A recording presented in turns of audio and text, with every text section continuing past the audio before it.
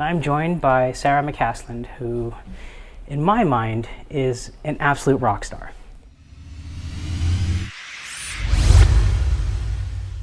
I generally hate using that term when it comes to describing engineers, but there are very few people who I've had an opportunity to work with where I truly felt that, one, there was a connection, but two, I would gladly be in the trenches with. So Sarah, I'm very happy to have you here today to share your story.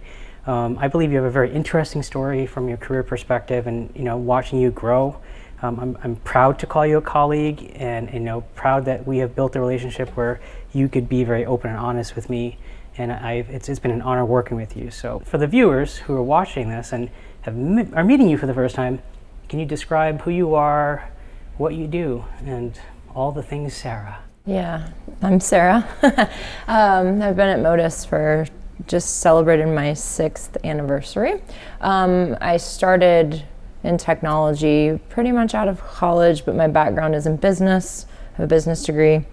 And then I went into QA, manual QA, and I just kind of went from there into project management, product management, business analysis, and I'm really passionate, and I really enjoy my degrees in marketing, and I really loved the product aspect of marketing. And when I went to college, it was really before digital. And so then when I started getting into software, I realized you're just doing the same thing. You're building a product, but it's a product that you can go to market with fast. It's exciting. You can make little tweaks that really make a big difference. Mm-hmm. So yeah, I went into product, and then I ended up having a couple jobs locally. And then I had my 3rd kid, and I realized I was spending an entire day a week driving, 8 hours a week driving. And I just didn't want to do it anymore. I was just getting super burned out, and the work wasn't exciting. And so I quit and decided to give myself like 2 months to find a remote job, or I would go take another job I didn't like. And in that time I found Modus. And so it was my first remote job. I had done some telecommuting and stuff with some of my other roles, but never full remote. And then, yeah, I've been here for 6 years now, like I said. Started more on the product and project side, on the consulting side, and I'd never done consulting. And when I started, I was really intimidated by consulting, and then I realized that to be a good consultant, as long as you're good at your job, it's not hard. You just have to be really, really good at communication, and I'm a pretty strong communicator. And so consulting ended up being the career I never thought I wanted to do or would do, to what I absolutely loved. And I can't imagine going back and working in a product company now. It just, things move and change so fast in consulting, and I love it. But yeah, now I've been in my role now more on the operations and business and sales side for almost 5 years, I guess. Yeah. I don't really know how I got into there. I guess I saw some things that I thought could be improved, and so I think I just went to you guys at dinner. It was like, hey, I think this could be done way better, and I think you should let me try it. And I was given the opportunity, and very, very thankful for the risks. But that's one thing about me, is I like to take risks. Calculated risks. I'm not insane, but I like to take risks because I love to grow. And working here and being surrounded with just, like you said, it sounds so cliche, but every person I interview, I'm like, the best thing here is the people. And every time I have to be like, yeah, it's cliche.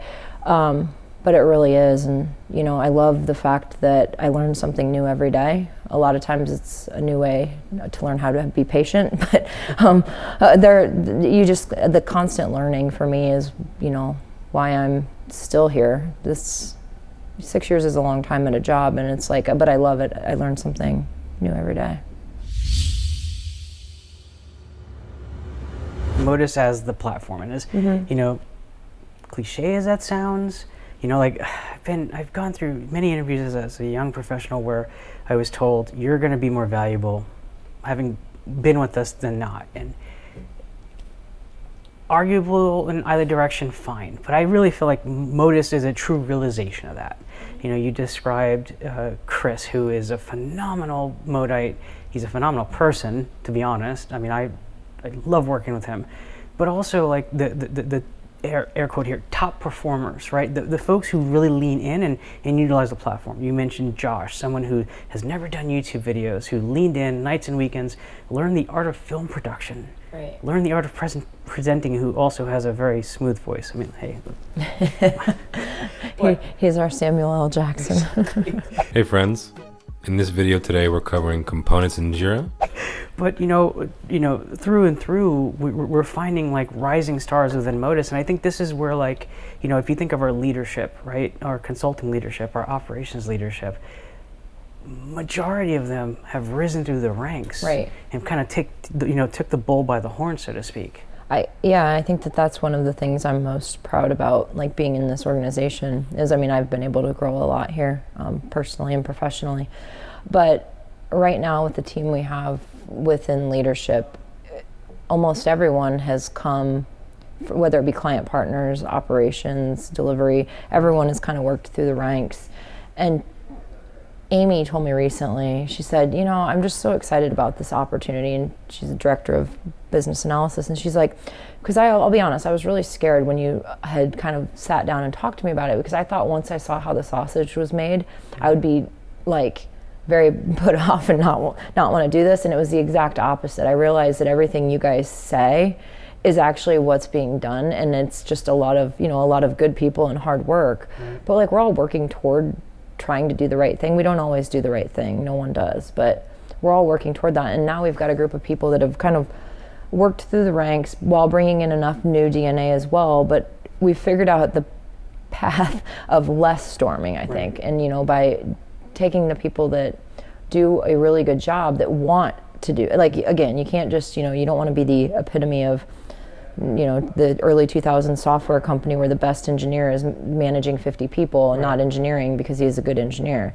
And like, you don't want that. We have people that want to do development. They don't want to manage people, and that's fine. There's a spot for you at Modus to do that. There's people that want to manage people and don't want to do delivery. There's a spot for you at Modus. And really working through, and I'm really, really happy with where we're at with the people that are in the roles and new people that are coming in to join the roles. And now it's just scaling, we got to keep going at that rate. But I just feel like in the last 6 months, the people that have moved into the director roles are just they're just invigorating, and they're just bringing so much excitement. Like you said, it's, as a platform, we're kind of like, there's nothing magic here. Like, here's what we do. And then people just see it, and then they get it. And they're like, oh gosh, I can do the same thing. Yeah, anybody can. Right. Anybody here can. Just put in the effort. We've been having a lot of conversations recently about like this open source level of working. And we've had tons of folks that have reached out to me or to you saying, hey, I would like to solve this thing that is going to benefit Modus, but also give that person some experience. Mm-hmm. And we're gladly give them the empowerment to do so, funding perhaps, but they have to be willing to own it. That's the coolest thing about Modus, and just being open, like that open source mentality, is we don't need to invent things. We need to go replicate the things that work and take pieces of each process. I think that's how the cool part about how Modus is kind of scaled. Wasn't this grandiose plan. Maybe you guys had this grandiose plan you haven't shared, but it's not been this grandiose plan on January 1 where we're like, we're gonna go build out a whole operations department. It's been like a good person comes through the door and we're like, I see something here. Like you said, somebody wants a new opportunity, and it's like, okay, like let's think a little bit bigger here. Right. And it's been, really cool to see. And I think that's why we do have, tenure is long. A lot of people don't leave Modus, they stay because we invest in them, but not in the traditional investments where, like, hey, I got my $1,500 conference bonus, I'm going to all my conferences. That's not the same as caring about people and helping them grow. Right. But people have to want to grow. Like, right. You can't make somebody grow. You came up with solutions. You not only saw a problem, but you identified solutions to these problems. And in my mind, I call that the ownership mindset. You basically presented it to us and said, hey, look, I not only know what the issues are, but I can actually help solve them. Are you interested in letting me solve them? And I can recall being, just thinking in my mind, we need more people like Sarah. If you can recall, like, what was it like? Like, were you nervous, approaching us? The worst answer you're gonna get is no. And no isn't, like, in something like that, no is not that bad of an answer. So I wasn't really afraid, or intimidated. I think the thing though, like how my brain works is like, I'm just very solution oriented anyway. And so, but I have to understand the big picture and I have to see all of the pieces so I know which little pieces you can tweak without the whole bridge falling apart. And so I was pretty confident in looking just at the bigger picture of some things that I didn't think were working as effectively or efficiently as they could. And I knew that I was able to present a solution, not like present, a hope strategy. It wasn't like, hey, I hope I can do this. I'm like, here's where you could make improvements. And this is why this didn't work. And so no, I mean, I think the one thing, with both you and Pat, you're both very direct, but I'm very direct as well. And so I'm like, well, I have to be able to be okay with somebody being direct back to me because I'm direct to others as well. I mean, I don't think you guys would have said you're a complete idiot, go home. I mean, you might have said no, but so no, I wasn't really intimidated. I think not being intimidated, but having the situation be intimidating. I would say it was an intimidating situation, but I wasn't intimidated. Do you think that it was intimidating because it was your first time approaching us with that type of problem, or was it just because relationships were still kind of new? I think it was, I remember we were in New York for DevOps on Wall Street or whatever. Yeah. And I think I had just gotten to the point of like, I could play, I'm still new, I could do that, but like I see a problem, and so like I didn't want to bring a solution and have you guys not understand that there's an actual problem. Because then you kind of feel like, you don't want to be like condescending to somebody and be like, hey, the organization isn't doing what it should be doing. And if you guys are like, this isn't a problem, then I'm like, well, shit.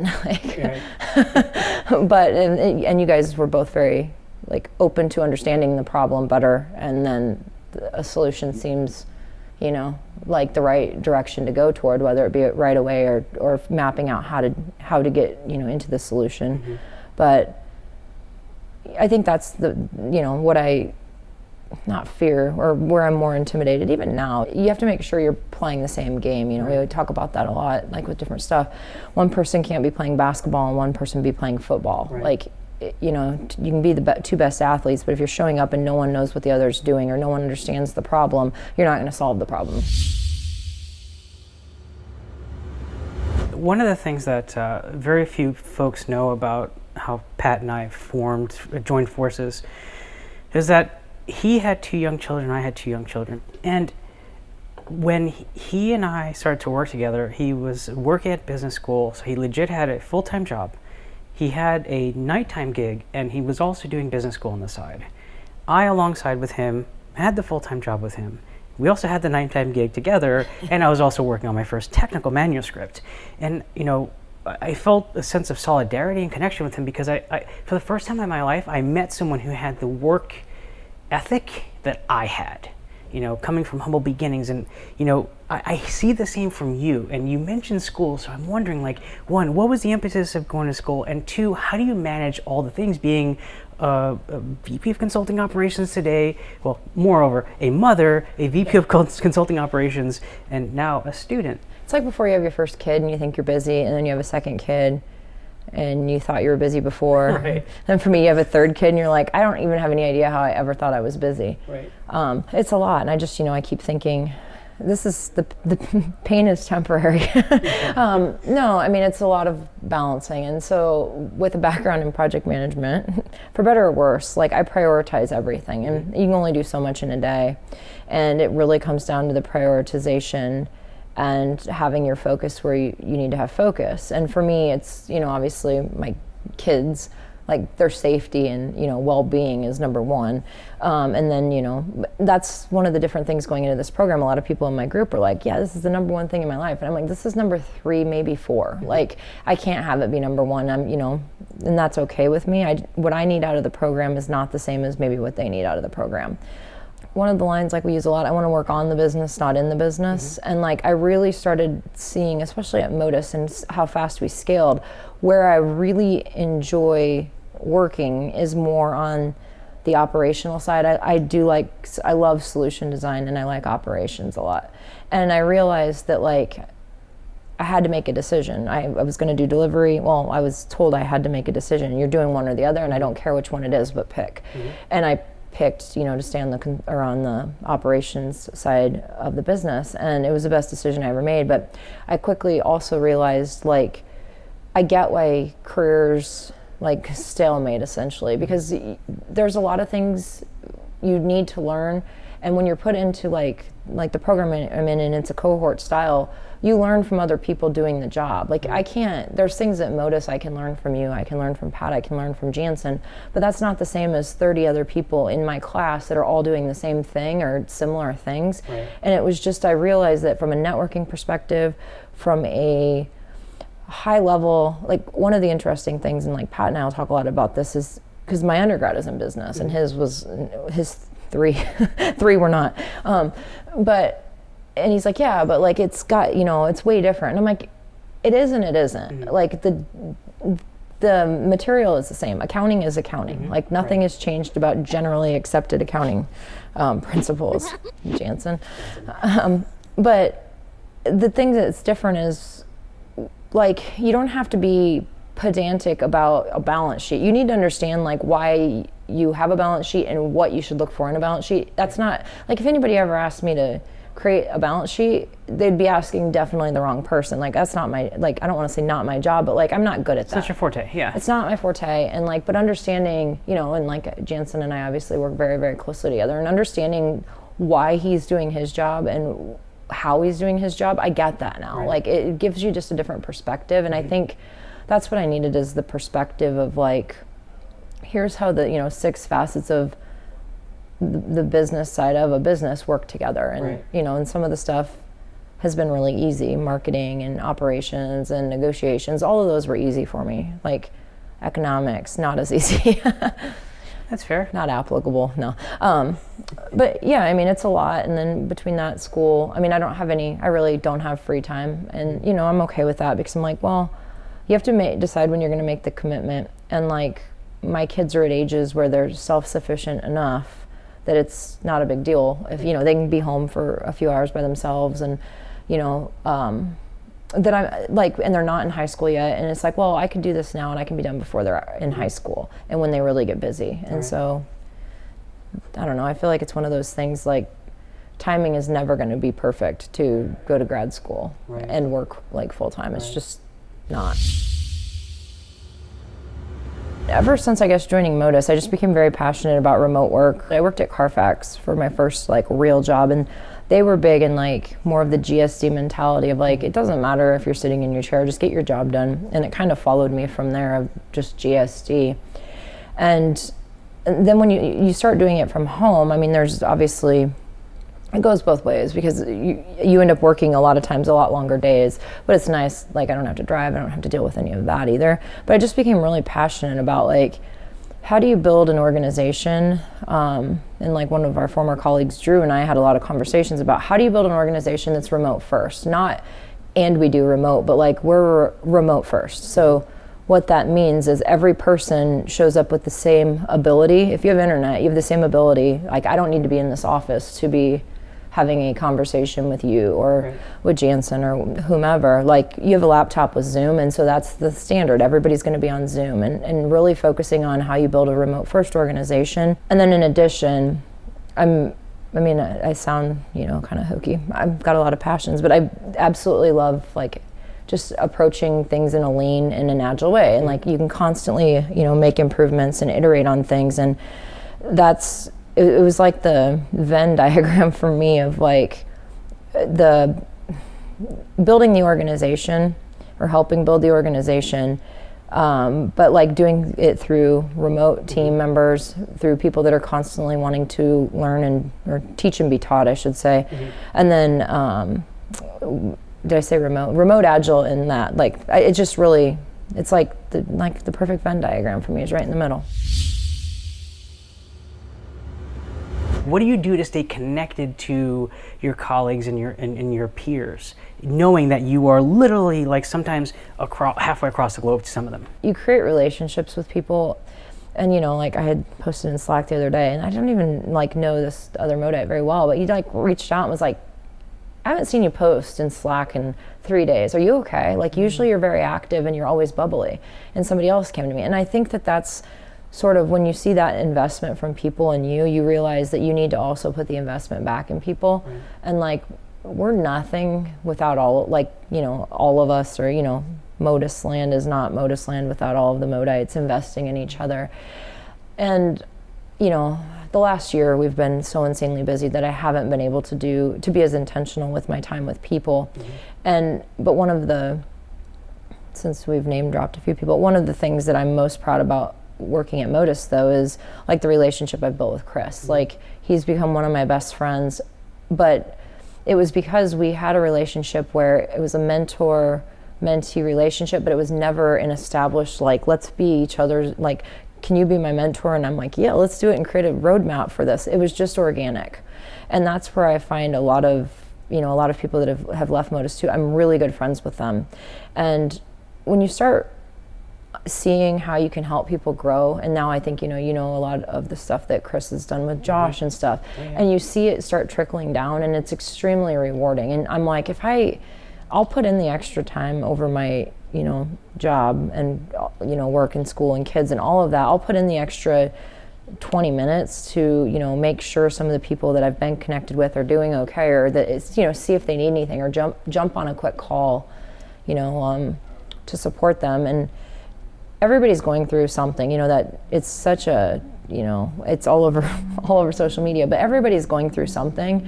And sometimes they just need a like, hey, how are you? Right. And you just don't know the difference it's going to make. So rather than regret not doing it, I feel like, why not do it? And if they don't need anything, they're going to be fine with you still saying hi. If they need something, you could make their day. Tacos, it's like, who would have thought that would be a major organizational shift, is using tacos, but people love it. Yeah, that's one thing that took me by surprise, because when that was implemented, I was like, because I'm not one who cherishes accolades. I'm just not. I'm sorry. I'm so focused on the work and the goals, but like, to see people giving accolades in near real time, I just like, this is strange. A little uncomfortable sometimes. Yeah, it's just like, wait, but all I did was my job. But, I do believe those internal, and this is what I learned last year, strangely enough, through the Stanford course that Pat and I did during the pandemic, was that sometimes these small internal celebrations can mean a lot. Yes. Especially when you're remote, and to your point a little earlier, even, in light of things that you may not know people are dealing with on the personal side. Right. I tend to be more like you. I don't need a lot of, like, accolades, and I don't need a lot of high fives. I mean, they're nice, don't get me wrong. Yeah. But there are a lot of people that that's how they know that they're doing a good job. And it's like, I feel like it's a disservice to not try to, not to take this completely turn around, but the 5 love languages. Everybody has a way that they feel like they're valued. Right. And like, some people need the constant, like, hey, great job, great job, great job. And it's like, it didn't cost me anything to give them a taco. Right. And they feel good about it, and they're excited, or just to say like, hey, like, I just checked out what you did. It looks really good. And sometimes the reaction that people give, oh my gosh, like, and you're just like, wow. Like, I mean, because I just am not, I'm like, yeah, I'm like you. I did my job. And some people are just like, wow, thank you for noticing, and blah, blah, blah, blah, blah. And I'm just like, okay, I think I made their day better. One thing I value from our organization is not only can we release people to the wild, so to speak, but it's not just like 1, 2, or 3 people making that decision. Right. And I don't mean like, peers can release each other, but they can escalate, and they do often. Right. And I think the threshold for quality, so to speak, of a person's output is so high that, like, across the board, everyone wants to work with high-performing individuals. Right. So they will hold each other accountable. I mean, there are times where you've held me accountable. Like, dude, get together. I think you told me, well, you post a lot in Slack, so we wonder if you're working. And I was like, are you serious right now? I remember that. It's definitely the see something, say something mentality. And about the time when somebody doesn't, and then, we're like, hey, you saw this happening. Why didn't you escalate it? Right. And it's like, well, I didn't know you were really were open to me coming and giving feedback. I'm like, absolutely. Like, the sooner we know, the sooner we can fix the problem, or, try to remediate it. The thing with Modus is, it's not we're going to succeed as a team, we're going to fail as individuals, or the inverse. Right. It's we succeed together, we fail together. And that's like at the organizational level. If we totally mess up a client, like, it's as upsetting. I know for myself, and I think for Pat too, where we do a lot of the solution stuff and the sales stuff, it's as upsetting and frustrating to me as it is for the team. Like, I'm just like, I just know we can do better, or, you know, like we should have gotten in front of this, or we should have tried this. And, you know, I'm extremely hard on myself when it happens, because I'm just like, man, I wish I don't have eyes in everything. I can't. But, you know, I think that's kind of the mentality of all of us, though, is like, we don't want failures. I don't want people to fail at Modus. I don't want, you know, clients to fail with, you know, while we're providing services. But yeah, it goes back to really having a team that's okay holding each other accountable. Right. It reminded me of that time I deleted the whole company and then went on vacation. Yeah, like that. That was not fun. Yeah, that was a interesting day. Yes. Sarah, like, I appreciate you taking the time, dude. You are one of the busiest people I know, but one of the fastest growing professionals. This has been a phenomenal use of time for me personally. You've worked yourself to being one of my most favorite people to work with. So thank you for taking the time to connect with me on this and sharing your story with the world. Yes, thank you. I'm glad we finally were able to make the time 2 years later. Fair.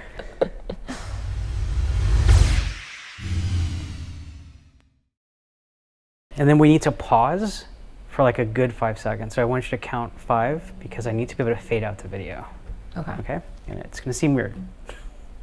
Just already laughing. So we'll just sit here and laugh. I'm the one who feels uncomfortable. I'm sorry. I know. I'm like, because I don't know it's going to be weird yet until after it's done.